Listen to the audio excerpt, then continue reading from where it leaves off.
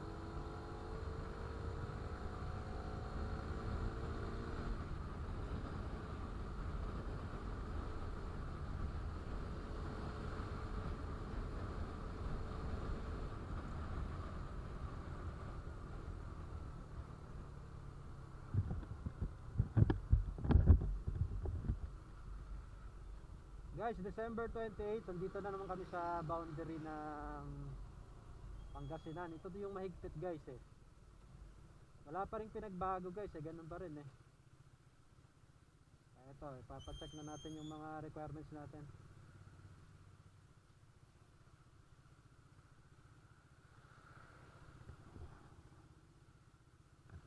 Travel Ops.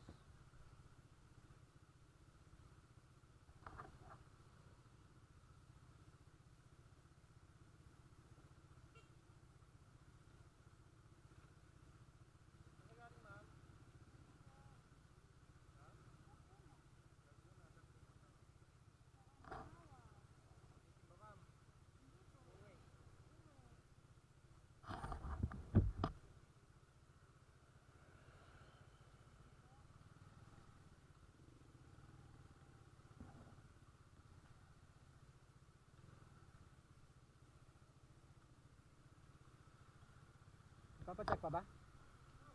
Ha?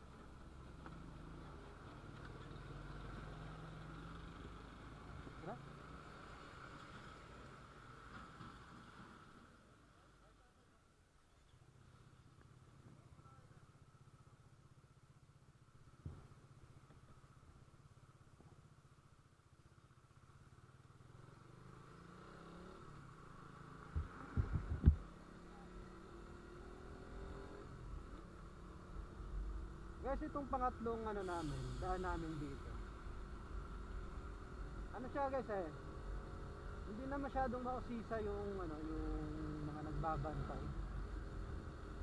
Travel authority na lang yung tiningan Unlike before na iniisa-isa yun, tapos ini-interview pa kung anong gagawin. Tapos ang isa pang napansin ko guys, yung mga 4-wheel hindi masyadong mahigpit sa 4-wheel. Tinatanong lang parang wala nang parang wala nang tinitingnong dokumento sa 4-wheel. Hindi ko lang sure guys pero yung napansin ko kasi kanina parang ganun lang Tapos yung mga tricycle, gawa nga ng taglusan lang naman sila dito. Mabilis nakakadaan. Kina-check lang yung kung may pasahero sila, kina-check yung ID ng pasahero. Kasi yung iba kasi dito nagtatrabaho sa SM or yung iba basta dito sa Pangasinan nagtatrabaho. Yung kina-check yung ID nila, tapos nakakadaan na agad.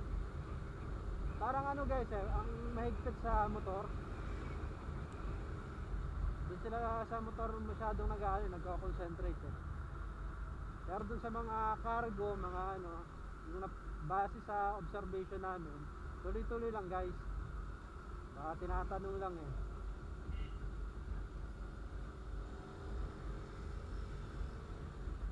Kaya kung itatanong nyo kung kailangan talaga ng travel authority, palagay ko guys, talagang kailangan guys Kasi sa pangatlong biyahe namin dito, talagang merong dyan talagang may checkpoint yan Tapos ang kasunod na checkpoint dito, diyan naman sa sa pagkatapos ng tulay ng yung tulay ng Agno River.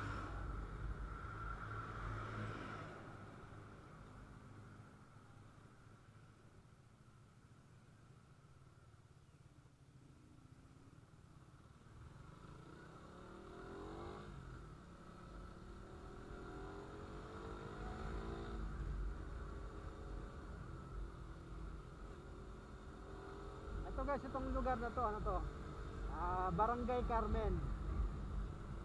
Sakop ng bayan ng Rosales. Tapos ang boundary niya diyan sa boundary ng Rosales saka Villasis yung sa Tulay. After ng Tulay, Villasis na yun guys May checkpoint na naman doon. Nung last namin na biyahe, may checkpoint. Tingnan natin ngayon kung may checkpoint pa rin.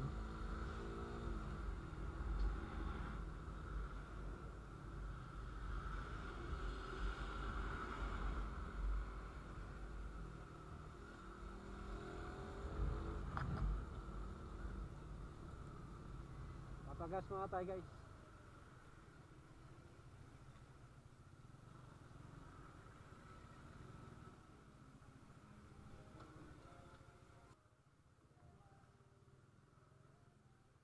Guys, bali nagpagasolina lang kami.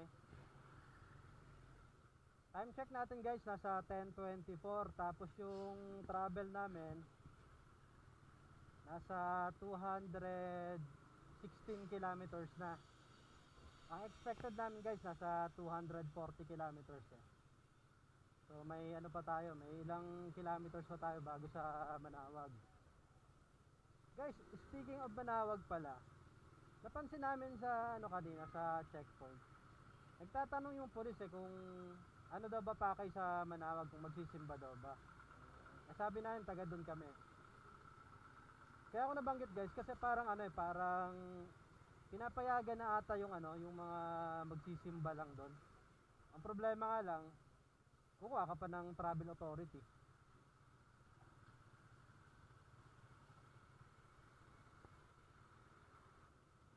So guys, nakago na tayo.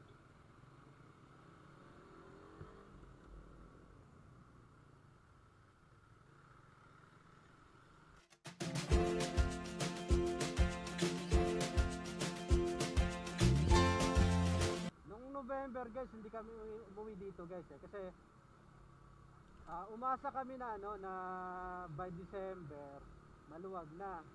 Kaso ang nangyari, mahigpit pa rin pala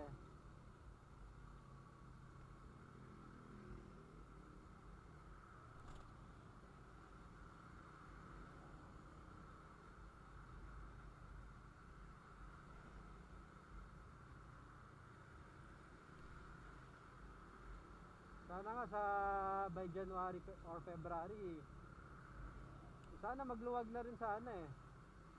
Ang hirap nung nung kukuha pa ng travel authority. Napakalaking abala din guys eh. Sa part namin kung minsan 2 days kami umaabsent sa trabaho para lang maasikaso yung mga dokumento. Ito guys may checkpoint dito pero parang na siya eh. Yung tuloy-tuloy lang, hindi na namara yung Ito guys, hindi na tayo pinara guys eh. Dati guys, mabusisi din dyan eh. Kung mapapanood nyo dun sa mga luma kong video, naka doon, isinali ko doon yung binubusisi kami ng pulis. Meron pa yung kasi may angkas ako eh. Nahanapan pa kami ng marriage contract. Kaya ngayon guys, nagdala kami ng xerox ng marriage certificate. Parang ayaw kasi maniwala nung pulis na na asawa ko yung angkas ko.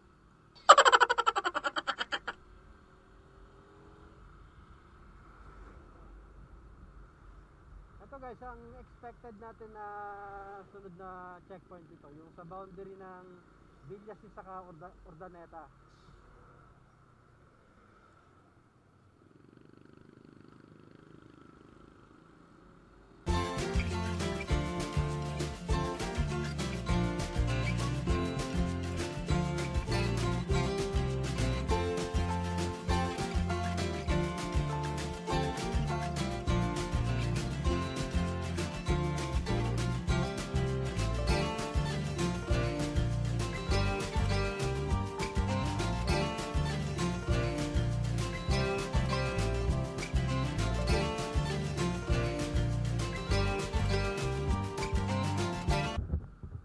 Guys, ito yung inaasahan din nating checkpoint ito.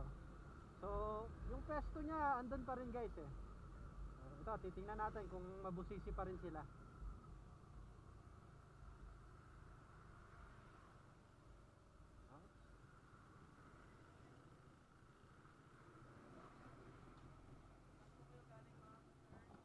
Laguna sir. Taga Manawag po. Meron po. Sawa po.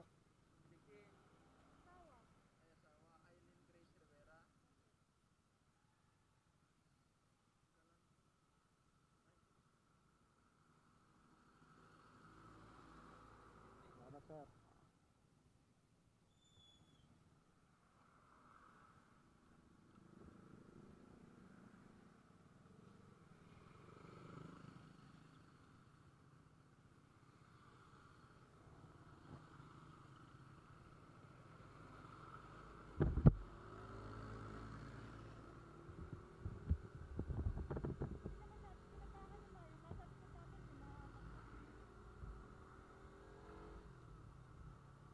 Mukha kasing local lang eh. Guys, napansin namin guys. Pag lang guys, pag local ka lang or pag mukha kang local, I mean, pag mukha kang taga dito lang, hindi na masyadong binubusisi guys eh. Lalo pag yung lisensya mo naka-address lang dito sa Pangasinan. Sa palagay ko guys, padadaanin ka na eh. Unlike kasi sa akin guys, yung lisensya ko kasi gawa ng matagal na rin kasi kami sa Laguna eh. Almost na rin kami doon eh, mga 12 years na rin ata kami. So, doon na yung namin, doon na yung address talaga namin guys eh. Kaya sa mga ID namin, sa Laguna ning address. Guys, bali yun na yung pinaka-last na checkpoint na in-expect natin. So, andun pa nga rin siya guys. Bali dito guys, sa Urdaneta, wala nang dito guys eh. I mean sa bayan ng sa city proper ng Urdaneta. Wala nang doon, wala nang checkpoint doon, pati doon sa pagpapunta ka na ng Manawag. So, yun na yung pinaka-last na checkpoint. Guys, sa mga uwi ng Pangasinan, sana may naitulong tong video na to sa inyo guys. Salamat!